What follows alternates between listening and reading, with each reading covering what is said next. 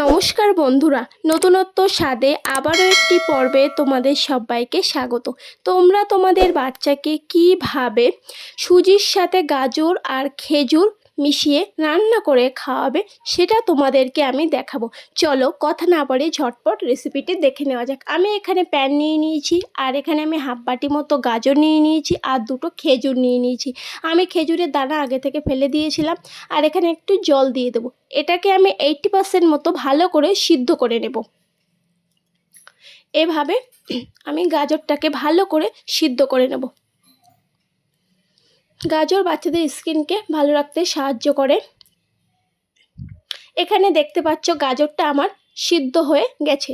এটাকে আমি একটা জারের মধ্যে নিয়ে নেব। এটাকে আমি ঠান্ডা করে তারপরে আমি এটাকে ব্লেন্ড করব।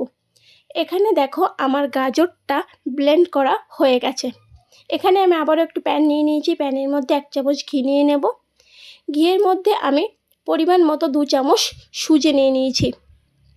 তোমাদের বাচ্চা যতটা খায় সেই বুঝে তোমরা তোমাদের সুজিটা নিয়ে নেবে। এখানে আমি সুজিটাকে 1 থেকে 2 মিনিট ভালো করে ফ্রাই করে নেব।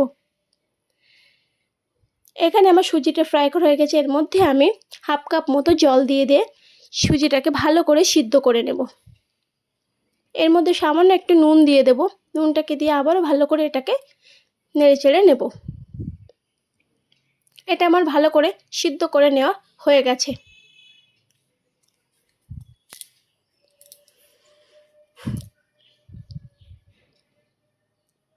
এটা আমার হয়ে গেছে সিদ্ধ করে নেওয়া। এর মধ্যে আমার ওই গাজর আর খেজুরের পিউরিটা দিয়ে দেব। দিয়ে ভালো করে আমি এটাকে আরও বেশ কিছুক্ষণ এভাবে ফুটিয়ে নেব। এর মধ্যে আমি চিনি অ্যাড করব না। এটা আমার হয়ে গেছে। এটাকে আমি একটা পাত্রে নামিয়ে দেখাবো। এটা আমার দেখো কতটা সুন্দর হয়ে গেছে। ভিডিওটা ভালো লাগলে এরকম নতুন নতুন ভিডিও পেতে আমার চ্যানেলটাকে অবশ্যই সাবস্ক্রাইব করে দেবে।